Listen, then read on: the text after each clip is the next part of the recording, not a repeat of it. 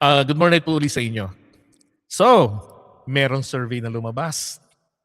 Ah, ang survey na ito ay hindi po galing sa SWS, hindi po galing sa sa weather lang. Ito ho ay galing po sa hindi rin ito publiko sa Asia. Okay? Ang naglabas po ng survey na ito ay yung Tangeray.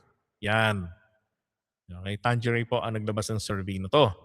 At ang nakakagulat, siguro naman wala naman kayong issue sa Tangeray ano? Nakakagulat po dito, August 12 to 15 po ang survey. No?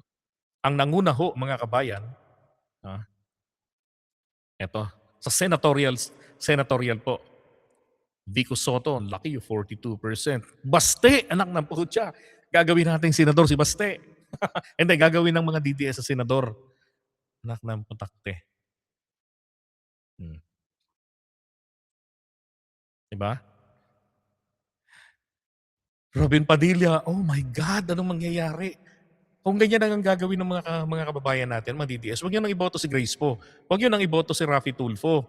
Huwag niyo na rin iboto si Vico Soto para magka-leche-leche na tayo, para lumubog na yung bansa talaga natin. 'Di ba? Alam niyo pagka ito yung mga nagsipanalo ng mga senador, naku po, 'di ba? Ang mabubuhay na lamang po talaga content creators at saka mainstream media. Forget the economy, forget the rules, forget the rule of law.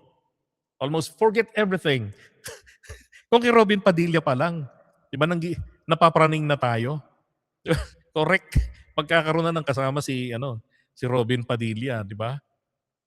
Ang buhay naman ito mga kababayan, mag-isip naman kayo mga ka-DDS, hindi porket DDS kayo. Oh, hindi porket bumabaha, 'di ba? Tatarantaduhin niyo na lang yung pagpili ng magiging senador natin. Tignan naman ninyo sa quality. Sir Yusip. Ito kumusta ang performance ni Pulong? Ano bang batas ang naisulong nito at nailaban niya at nakapasa? Oh, na life-changing. 'Di ba? Tagal nang nagko-congressman 'yan. Hmm. At least mas mabuti pa nga ang performance ni Robin kaysa sa kanya, eh. Ang gagawin niya diyan sa Senado, parang dinagdagan lang natin si Robin Padilla at saka si Lito Lapid.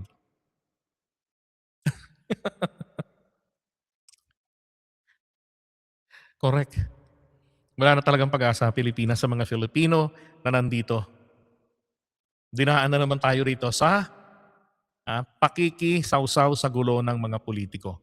Yun ang nakikita ko nasa likod rito eh. Yung showbiz style.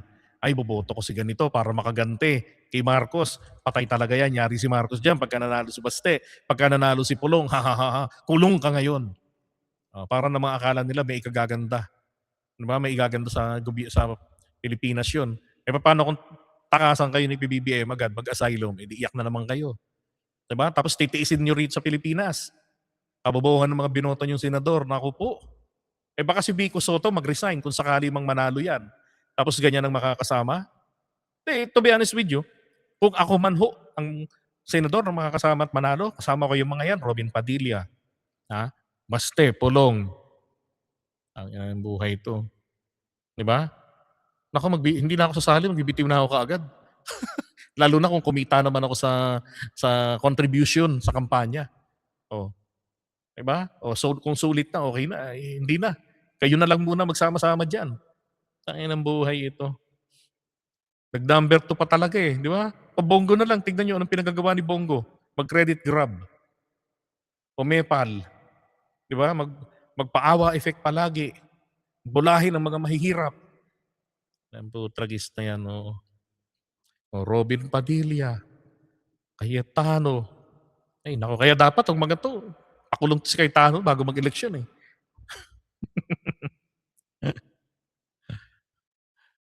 Oo nga pala, maraming ipinasang batas si Lito Lapid.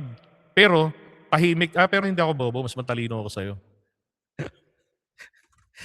Si Lito Lapid, yung naipasa niyang mga batas, mga kabayan, hindi naman kasi natin nakita na hindi natin siya kasi makita na nakikipagbakbakan, si Lito Lapid. Oo nga, marami nga palang naipasang batas si Lito Lapid, nai-content ko yun. Ang problema lang kasi kay Lito Lapid, hindi mo siya marinig na nagsasalita sa mga issues. Tahimik. Sa impeachment, narinig niyo na ba si Lito Lapid? Kasi ako inabangan ko nung isang beses si Lito Lapid na nagpalista na magsasalita, eh.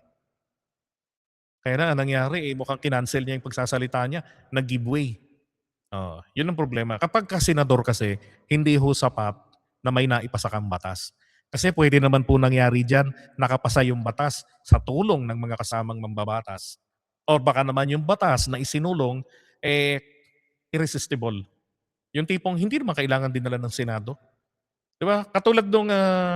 Katulad yung sa Davao City, nag-iisang batas na isinulong ni Digong, pero para lang sa mga taga Davao City yun.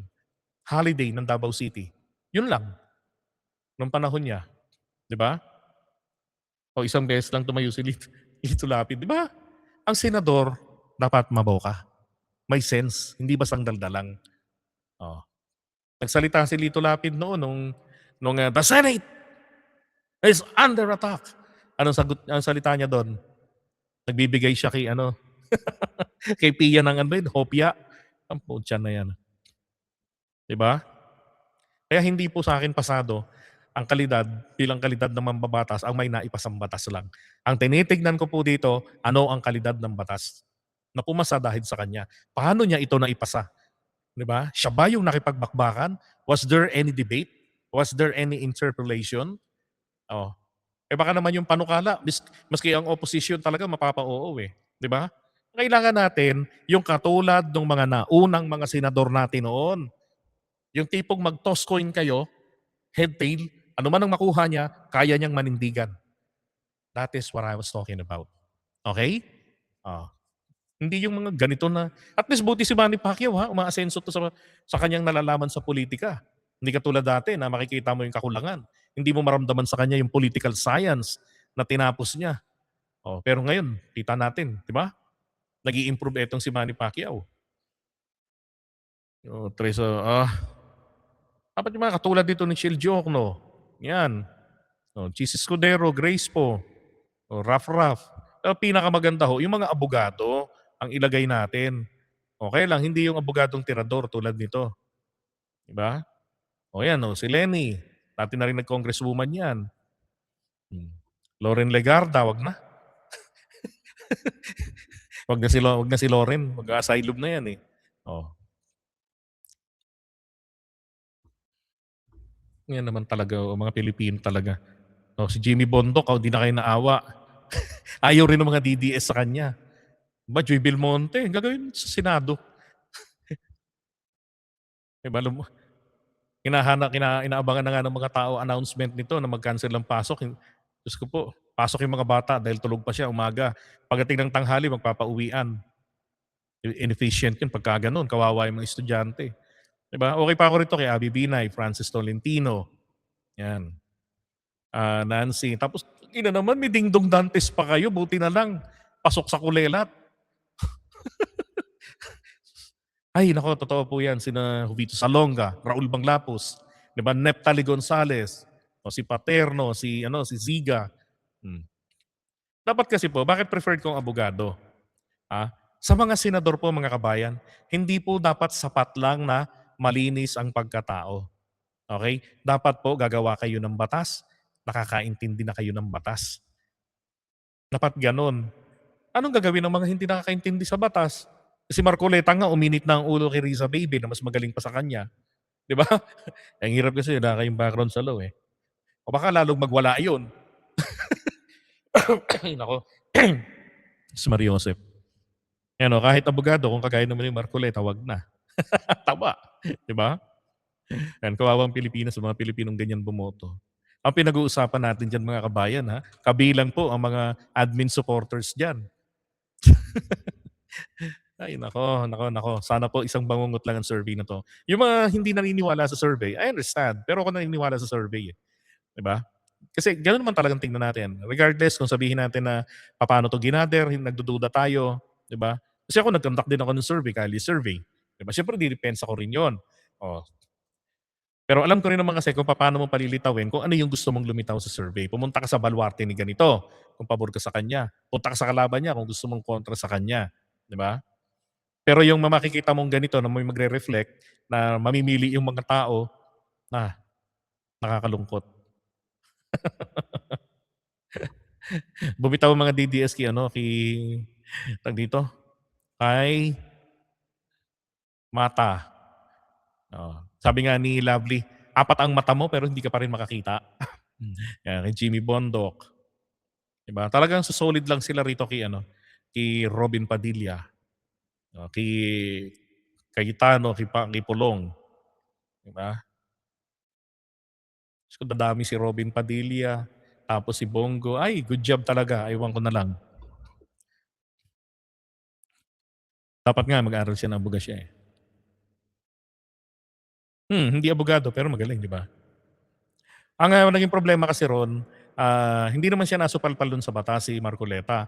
Alam niyo kung saan nasupalpal yun? Kasi, nagkataon noon etong mga naging nakaengkwentro ni Marcoleta nun, ay mga naging majority floor leader na, 'no? Alam mo yung majority floor leader, gaya nung ginagawa nito ni ano, ni, Joel Villanueva, 'di ba? Tapos kailangan kabisado nila yung rules, oh, gano'n kailangan nila yon. So, si Marcoleta, ang kanyang hawak, stock knowledge lang porke naging congressman siya. Eh, hindi ho pupuwede yung gano'n. 'Di ba na akala niya obra yung sistema ng Kamara sa sistema doon sa Senado. Eh, ang Senado napakaliit, napakadali kang makita, oh. Eh, nung nagkataon 'no, napaikutan siya nung mga senador na kasama niya na mga sanay na sa rules. Kaya tuloy sabi ni Lacson, "Akala ko ba magaling sa rules?" Yun. Ay naku, Lodovica, ay naku po. Hindi, buti nga wala naman diyan, eh, 'di ba? Kawawa Pilipinas 'pag mga ganyan ay naku, good luck na lang. Okay, so iwan na nga natin 'yan. Kawawa kawawa talaga Pilipinas.